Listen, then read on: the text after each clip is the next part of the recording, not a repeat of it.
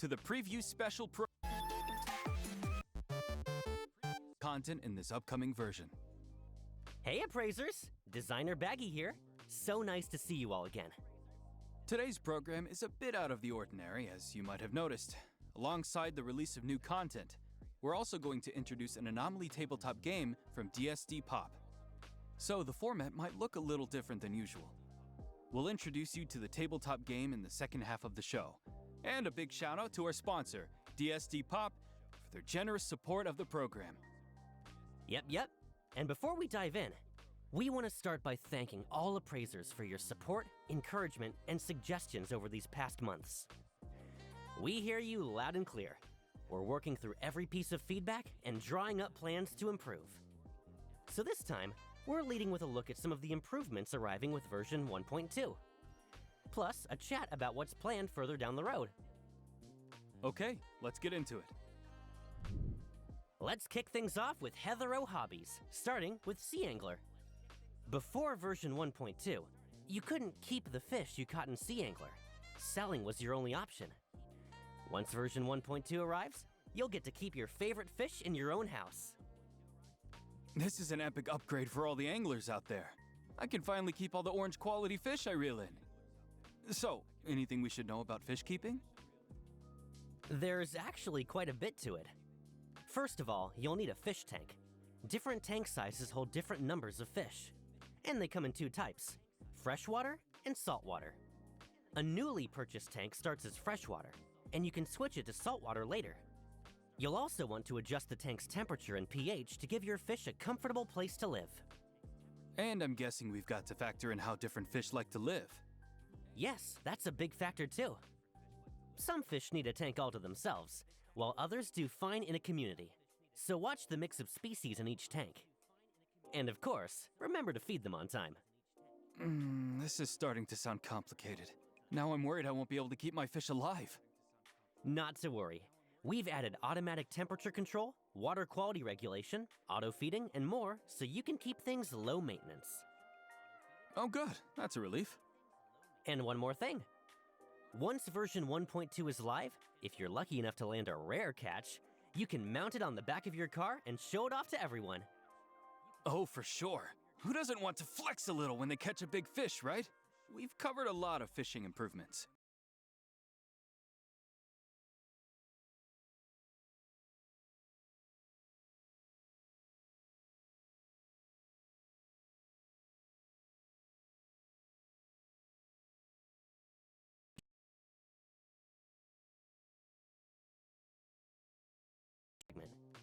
Once version 1.2 is live, you can invite friends to a round of Ricci Mahjong at the Maid Cafe or in any house with a Mahjong table. And of course, the existing mode, Mahjong Inferno, isn't going anywhere. Sadly, the lazy decorator that I am, I still haven't finished my house, so no Mahjong table for me. Perfect timing, actually, because I'm about to introduce the cure for decorating headaches. In version 1.2, we're also launching the Decor Blueprint feature. Appraisers can save their designs as blueprint codes and share their work on Bagel. You can grab the codes shared by other appraisers and furnish your house in one tap. Store up to 20 blueprints so you can swap home decor styles whenever the mood strikes. There's just one catch. You'll still need to unlock the furniture a blueprint calls for on your own. That's exactly what I needed. I can't wait to see what the master decorators out there come up with. There's also quite a few quality of life improvements landing with version 1.2. Let's go over some of them right now. First up, we've fine-tuned how avatars are displayed, so they look more natural on your home screen. The portable player is getting a new, simplified interface for easier music control on the go. Progression is also getting smoother. You can now long press to select materials in bulk when leveling up characters, arcs, and consoles. And for the racing minigame, we've added a player reporting feature to the online battle mode, so you can easily flag any disruptive behavior.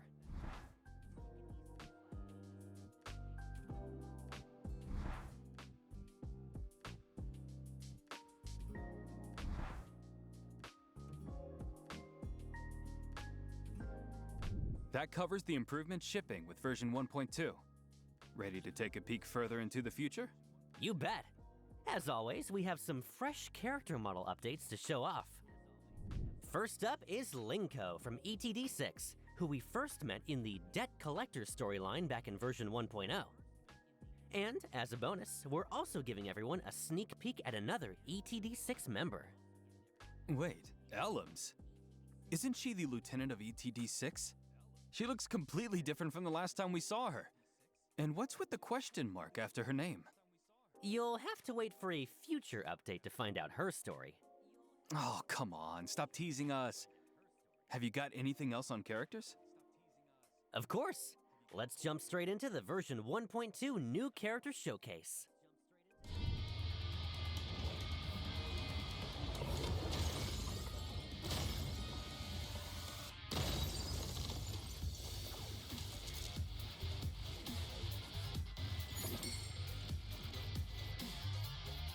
Meet Shinku from the Bureau of Anomaly Control CSU-2.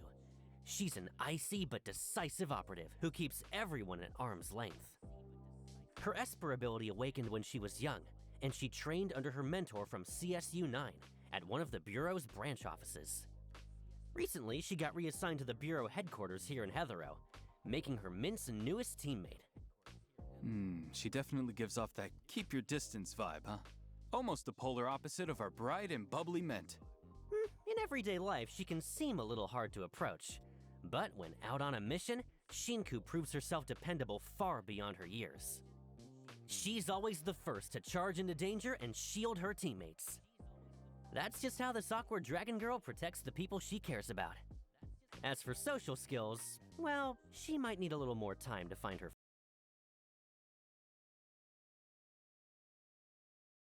Who knows? Maybe that icy heart is already starting to thaw. One look at her and you know she hits like a truck. Okay, now I have to know what her powers are.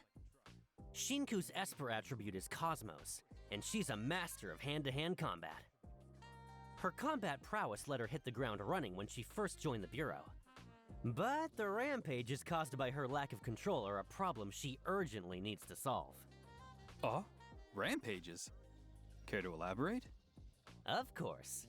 Shinku's combat mechanics are pretty special. She has two completely different combat and movement kits. Let's go through them one by one. In her normal form, Shinku uses basic attack special combat arts, unleashing a string of up to 5 consecutive martial arts attacks that deal Cosmos damage. Landing the 3rd or 5th hit, or holding down basic attack during the 3rd, 4th, or 5th hit, triggers a variant of her basic attack special combat arts altered, and builds up her Defiant Spirit gauge, which lets Shinku enter her Rampage form. When an enemy attack flashes red, time the dodge just right, and Shinku performs a counterattack, answering with a vicious flying kick that deals 1 instance of Cosmos damage, builds up Defiant Spirit, and takes an extra chunk out of the target's break gauge. She also has a unique mechanic. If Shinku is on the field in combat and goes a certain amount of time without attacking, she enters the menacing gaze state, sizing up her opponent and coiling to strike. A dodge counter performed in this state not only deals bonus damage, but also forcibly knocks back the target. Shinku's redirect skill, High Speed Breach, sends her rocketing at the target for a ferocious flurry, dealing Cosmos damage and building Defiant Spirit. And for her ultimate, Crimson Fury, Shinku spends all of her Defiant Spirit to enter the Surging Crimson state, then launches a multi-stage attack that deals massive Cosmos damage to the target. So this is Shinku in a rampage form? The sheer aura coming off her. Once Shinku enters Surging Crimson, her entire skill kit transforms. Her basic attack changes from special combat arts to Tidal Assault. With her powers fully unleashed, Shinku attacks with terrifying intensity, stringing together up to 5 consecutive attacks that deal Cosmos damage. And her attacks now build up Fading Reason instead. Her redirect skill changes too. It now costs all of her Fading Reason to cast. Shinku leaps into the blind spot above her target and rakes downward with a devastating claw strike, dealing massive Cosmos damage. And when Surging Crimson nears its end,